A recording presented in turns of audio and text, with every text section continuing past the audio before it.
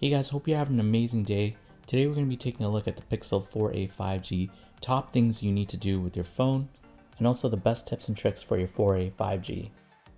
First thing I like to do is actually show off the battery percentage. It's not on by default, but it's a really useful feature. It's really good to know what your battery percentage is at all times.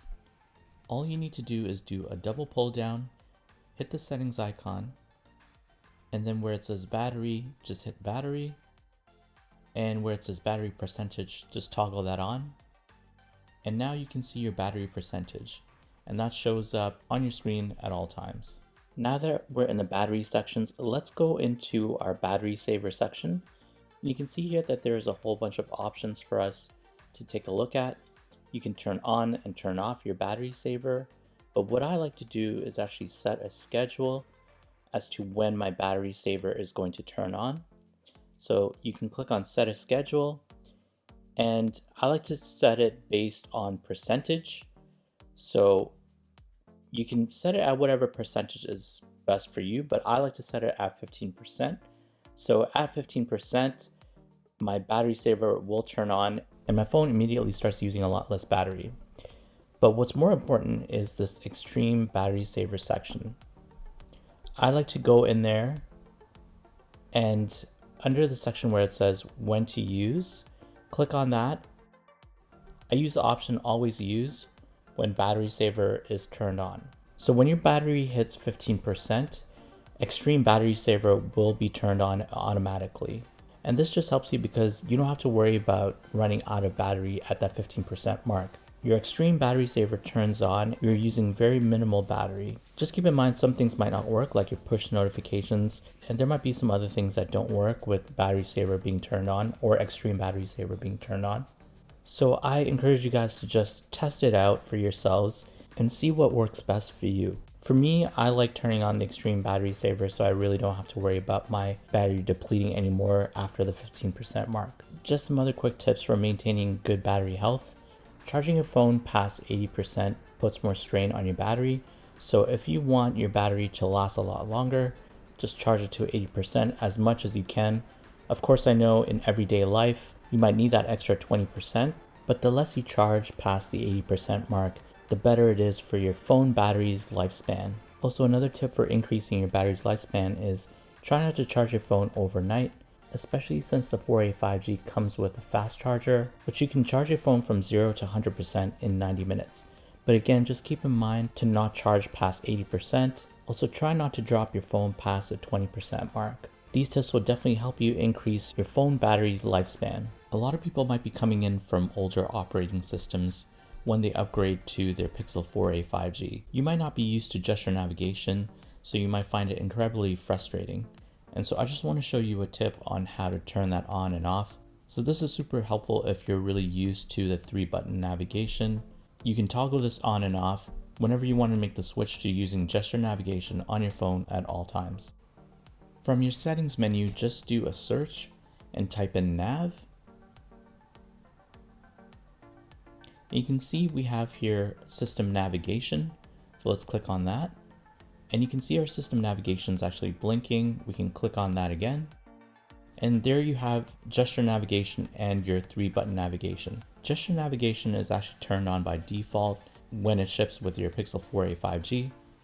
And to turn on 3-button navigation, just click on it.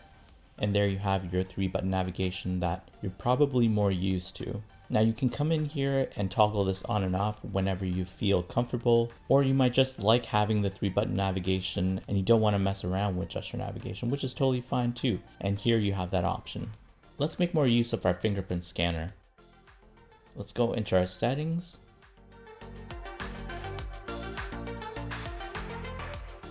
And in the search field, type in gesture and click on gestures. And where it's blinking, click on gestures again. And then click on swipe fingerprint for notifications. And you can toggle that on. Now you can view your quick access menu and your notifications just by swiping down on your fingerprint scanner. So just swipe down and you can see your quick access menu and your notifications. And then swipe down again and your quick access menu expands. and swipe up once you want to get rid of the menu and the notifications. I find this super useful and not a lot of people know about this feature. This is definitely one of the most unknown and useful features out there. I actually find myself using this every day. An important feature that Google has built into their Android OS system is something called Nightlight. A lot of us look at our phones at night right before we go to bed. The blue light from our phone could affect our sleep negatively and disrupt our sleeping pattern. So Google's Nightlight aims to combat that and help us sleep better. To turn on Nightlight, all you have to do is pull down and pull down again and swipe left, and here you can see Nightlight, and all you have to do is turn that on. Now you can toggle it on and off from the quick menu here. And to adjust your Nightlight settings, click on the settings icon in your quick nav menu. In the search settings, just type in night.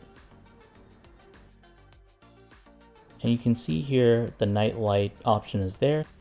So you can click on Nightlight and then Nightlight again. And here we have a whole bunch of options. You can turn up and turn down the intensity. I like to leave it somewhere in the middle. The next most important thing here is to actually set a schedule for when your Nightlight actually turns on. So this just means you don't have to manually turn on and off your Nightlight.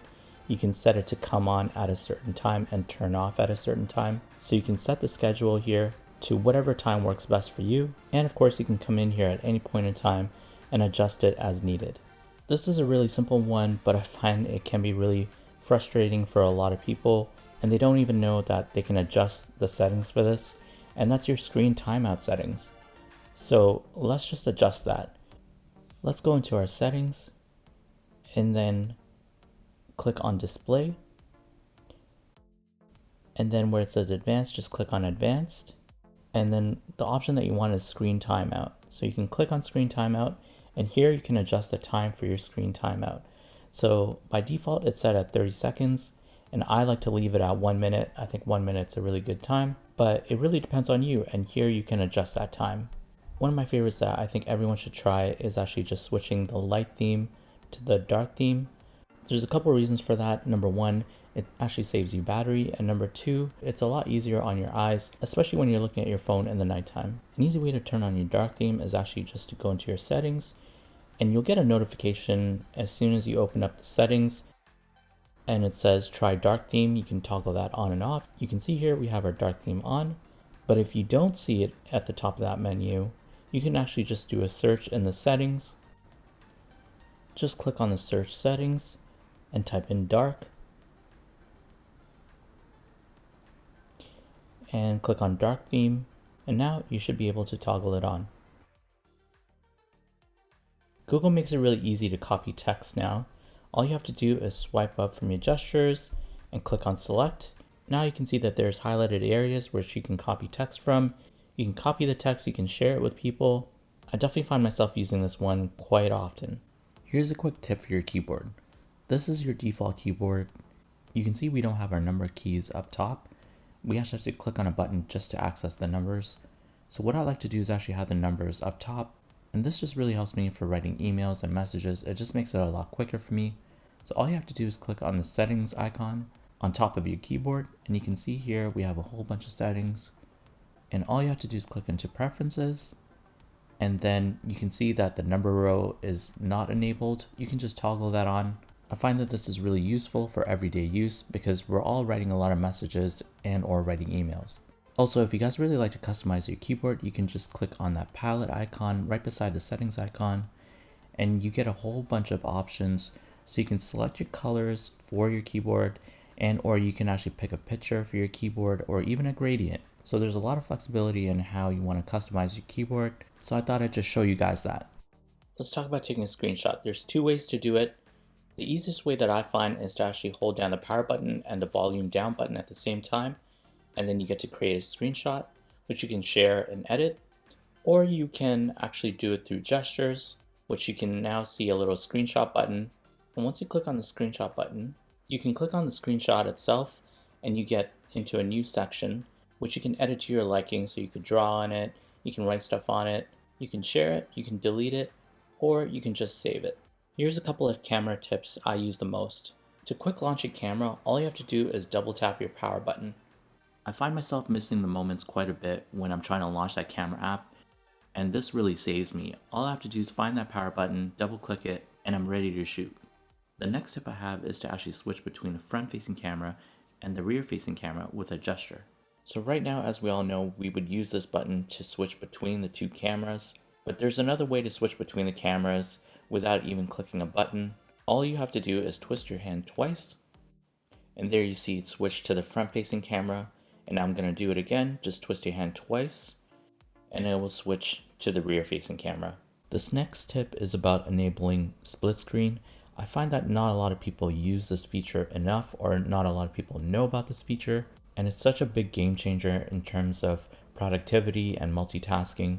I find it helps me accomplish a lot more things, especially if you're an individual doing a lot of work on your mobile phone. So to enable split screen, all you have to do is select the apps that you want. So for me, I want to browse the web while also watching a video. So I have Google open, and I also have YouTube open, which I want to split screen with. And to get split screen, all you have to do is click and hold down on the icon and click on split screen. And then you can choose the other app that you'd want to split screen with. So in my case, I want to click on YouTube. And there you go, you have split screen. Now you can customize it by dragging up and down the middle bar, so you can see more of one screen and less of the other. And now I can watch my video while also browsing the web. To enable split screen, on those of you who do not have gesture navigation turned on and are using the 3-button navigation, all you have to do is click on the square button and then long press on the app that you'd want to split screen with. So in my case, I want Google, so I'm going to long press on the icon and click on split screen. And then I'm going to also select another app that I'd want to use, which is YouTube. And there you go, you have split screen activated. Now I can watch my video and browse the web. This is obviously just one example of using split screen, but you can use it with whatever apps that you choose. That's the end of my tips and tricks. I hope you guys really like this video, and I hope these tips and tricks are super useful for you. If you have any tips and tricks of your own, please leave them in the comments below. Also, if you guys have any questions for me, please leave them in the comments below. I'll be happy to get back to you. Other than that, guys, I hope you guys have an awesome day. Please like, share, and subscribe to me, as it would help me out a lot. And I'll catch you guys next time. Bye.